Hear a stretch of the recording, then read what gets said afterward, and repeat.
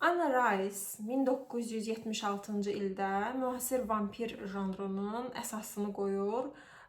Deməli, Vampirlə Müsahibə adlı romanında ilk dəfə biz vampirləri belə qorxunc, bədheybət və yaxud da ki, şər qüvvə olaraq yox, əksinə belə ekzistensialist insan kimi ağrılar çəkən, varoluşu sorğulayan, ölümü sorğulayan, həyatla nə edəcəyini və yaxud da ki, öz varlıqları ilə nə edəcəklərini, necə yaşayacaqlarını sorğulayan, eynilə insan necə ki ölümə məhkum edilib və bu vampirlər də ölümsüzlüyə məhkum edilib və bununla nə edəcəklərini bilməyən varlıqlar kimi təsvir edilir. Hansı ki, bu roman əsasında eyni adlı Vampirlə Görüş filmi çəkilir və bu filmin də baş rollarında Tom Cruise, Brad Pitt, Antonio Banderas kimi çox məşhur aktyorlar oynayır. Bu film barədə yüngülvari bir travmam var. ASTV-də bildiyimiz, yəni ASTV-də Dövlət kanalında mən uşaq olanda o premyerası yeni çıxan filmlərin demək olar ki, dublajını verirdilər.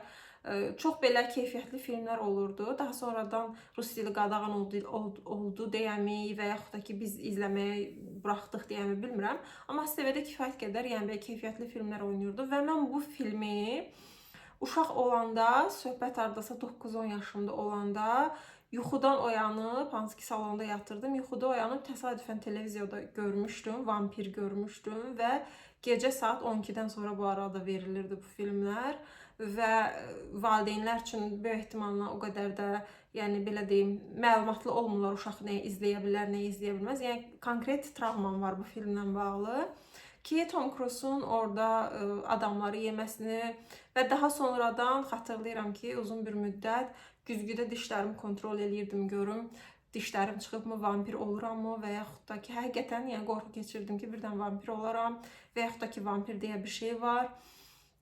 Mövzuya keçəndə isə dediyim kimi çox Brad Pitt'in özünü ayrı-ayrılıqda izləmək, estetik olaraq bir zövq almaq üçün belə o qədər möhtəşəm bir filmdir ki, o səhnələrin təsvirləri, aktyorların kostyumlar, istər o dönəmdəki, yəni hədsiz dərəcədə möhtəşəm bir filmdir.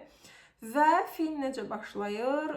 Brad Pitt'i görürük, bütün yaraşıqlılığı ilə durub orada və bir jurnalistlə müsahibə aparır gecənin bir yarısı və ona hekayəsini danışır. Hansı ki, 100 illərdir o vampirdir və necə vampirə dönüşdüyünü izah eləyir. Hansı ki, Louis olur, səhv eləmirəmsə adı. Louis obrazı, Tom Cruise isə adlar tam yadımda qalmayıb. Adlar Tom Cruise isə deməli Louis Brad Pitt'i canlandırdığı obraz həyat yoldaşını doğum sırasında itirir və ondan sonra həm özünün ölümlə bağlı problemi yaşayır. Çünki Freud da deyir ki, əslində digər insanların ölümünü ağlamamız əslində özümüzün ölümlü olduğumuzu xatırladır o ölümlər bizə. Bizim üzüldüyümüz şüuraltı olaraq əslində özümüzük. Ölümlü olmamızı xatırlatması, öləcək olmamızın bir daha belə fərqinə varmağımızdır. Yəni o uşağını və həyat yoldaşını itirdikdən sonra, baxmayaraq ki, torpaq sahibidir, belə həyatını bir növ itirmiş olur, gecələr başlayır tüfeyli həyat sürməyə, içkiyə qurşanır və bir gün onu soymaq istəyirlər daha doğrusu. Soymaq istədiyi zaman, yəni Tom Cruise ona gəlir və deyir ki, mən səni ölümsüz eləyə bilərəm. Ya öləcəksən, həyat bitəcək, yəni seçim qarşısına qoy, ya da ki, mən səni ölümsüz eləyə bilərəm və Louis bütün həyatı boyu peşmançılığını çəkəcək bir seçim eləyir. Hansı ki, deyir ki, yəni vampir olmaq istəyirəm, həyatda qalmaq istəyirəm. Vampir olmaq da bu deməkdir ki, yenə də mövzu o qədər biz həmişə, çünki insanlar həmişə ölümə çarə tapmağa çalışır və bütün bu inkişaflar, bütün tarix boyu cəhdlərimizin hamısı, insanlığın cəhdlərinin hamısı ölümlə, belə deyim, ölümə bir çarə tapmaq, ölümlə üzləşə bilmək. Əgər uşaq dünyaya gətirirsə, bu da bir növ bunun altında ölümsüzlük istəyimizdir. Bir yazar, bir rəsmən bir əsər ortaya qoyursa, bunun özü də ölümsüzlük istəyidir. Amma bir də sual yaranır, yəni məhz ölümsüz olsaydıq, yəni belə bir seçim qarşısında, yəni insan düşünür ki, təsəvvür eləyin Samsaradakı kimi yəni ölümlü insanlar deyilik. Həyat sonsuzdur, sonsuza qədər bu həyatda olacağıq. Hansı daha qorxuncdur? Yəni iki seçim var qarşımızda və ikisi də bir-birindən qorxuncdur. Bir yaşayırsan və bütün yaşadığın şey əslində boşdur. Ölüb gedirsən və yaxud da ki, sonsuz qədər yaşayırsan, eyni şeyləri, o monotonluq. Yəni bu da qorxuncdur. Eyni dərəcədə qorxuncdur əslində. Tom Cruise'un canlandırdığı, yazmamışam adını, yəqin ki, böyük ehtimalla. Və Tom Cruise'un canlandırdığı obraz hedonik acılığı olan, hedonik həzləri olan bir obrazdır. Çünki o, məsələn, onların Brad Pitt'i, Louis-ni vampir elədikdən sonra deyir ki, həzz almağa bax. O da deyir ki, mən gedib heyvan adını da deyə bilmədim, heyvanları yeyib, yəni onların qanını içərək, yəni insan öldürmək istəmir, belə deyim. İnsani keyfiyyətləri olur içərisində və insan öldürmək istəmir, heyvanlarla bəslənir. Bunun özü də belə sual yaratdı ki, əslində heyvan öldürməyin insan öldürməkdən fərqi nədir? Əgər bir canlını incitməkdirsə mövzu, yəni heyvan da canlıdır, heyvanda siniri var, heyvan da əzab çəkir.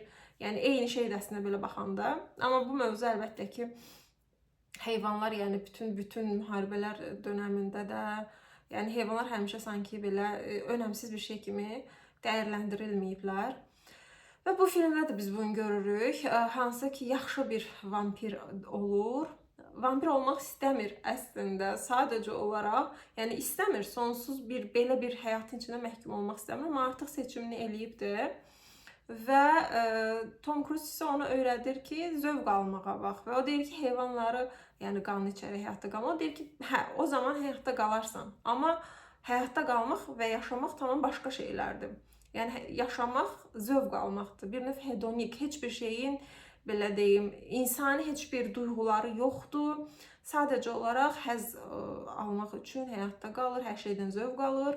Və iki zid bir-birinə obrazın diyaloqları, həyatla bağlı fikirlərini izləyirik bu film boyunca. Daha sonra isə Louis bütün depressiyası ilə yanaşı, yəni içində olduğu durumu qəbullana bilmir, israr eləyir, insan yeməməkdə, insan öldürməməkdə israr eləyir və bir gün yenə qaçarkən bir qızcığaza rastlayır, hansı ki, qızcığazın anası ölüb və çox qorxunc səhnə idi o da. Ümumiyyətlə bütün səhnələr demək olar ki, həm çox qəşəng, estetik, zövq verir insana, həm də eyni zövq verdiyi qədər də həm iyrəndirir, həm də qorxu. Və qızcığazın anası ölüb, əslində quruyub, amma hələ də qızcığaz onun qarşısında yalvarır ki, nə olar ana oyan. Və Louis bu anda seçim etməli olur, çünki qızı bu əzabdan qurtarmalıdır. Necəsə qurtarmaq üçün də öldürməyi seçir, öldürmə yolunu seçir.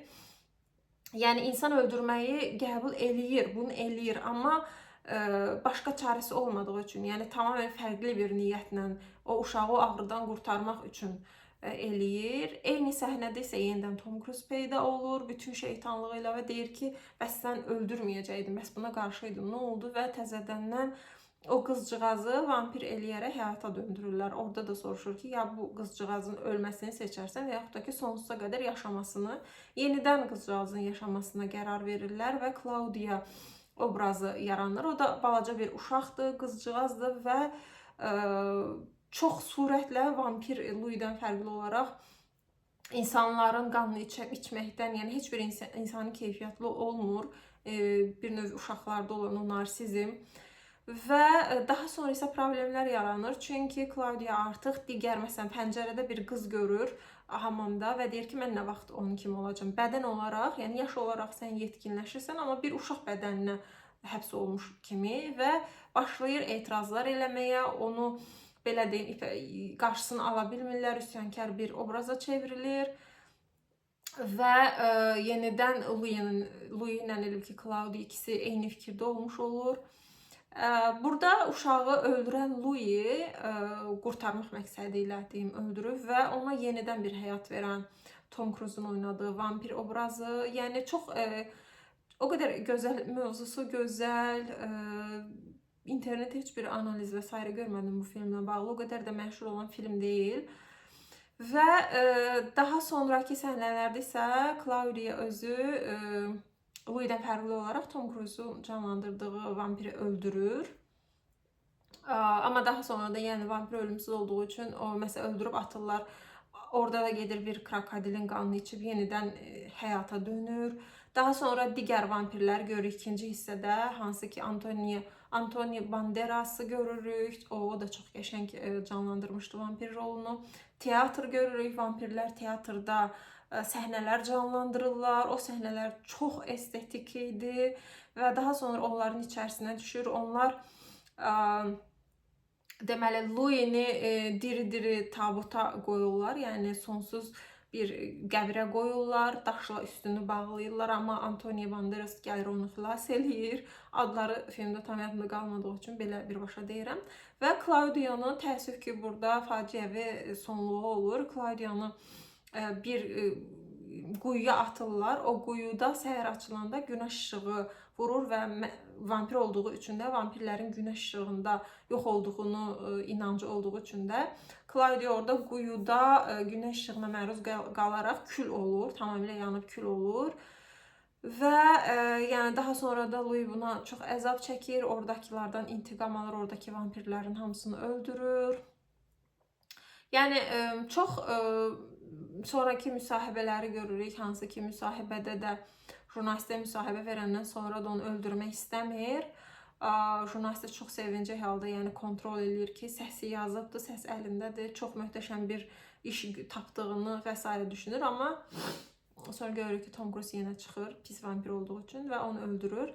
Yəni film ölüm, ölümsüzlük, varoluş, insanın xisləti, ədalət anlayışı, digər canlılara yanaşmamız, yəni o qədər fərqli aspektdən filmi dəyərləndirmək olar ki, özəlliklə o ölüm mövzusu üzərindən getmək və yaxud da ki, vampir obrazına yeni bir, yenə də deyirəm, bu romanla yeni bir vampir, modern bir vampir obrazı yaradıldı. Hansı ki, Drakula'da, yəni bildiyimiz kimi bir mənalı olaraq pis bir obrazı idi, qan içən və yaxud da ki, işğalçı bir obrazı və yaxud da ki, xəstəliklərlə simvol mənasındaydı. Amma burada yəni bundan sonraki vampirlərdə məsələn Twilight-da filan da biz artıq görürük ki, gecələr partilər də olan, nə bilim, yaraşıqlı, belə prens obrazı ilk dəfə bu filmdən sonra yaradılmışdı. Brad Pitt'i hər şeyi yəni bir kənara qoyuram. Sırf Brad Pitt'in yaraşıqlılığını izləmək üçün belə bu filmi izləməyə dəyər. Vampir filmləri sırasında, yəni klassik bir vampir filmi hesab olunur. O qədər də məşhur deyil, yenə də deyirəm. Məsələn, çoxsu bilməz ki, Tom Cruise və Antonio Banderas və yaxud da ki, Brad Pitt üçü bir filmdə oynayıb.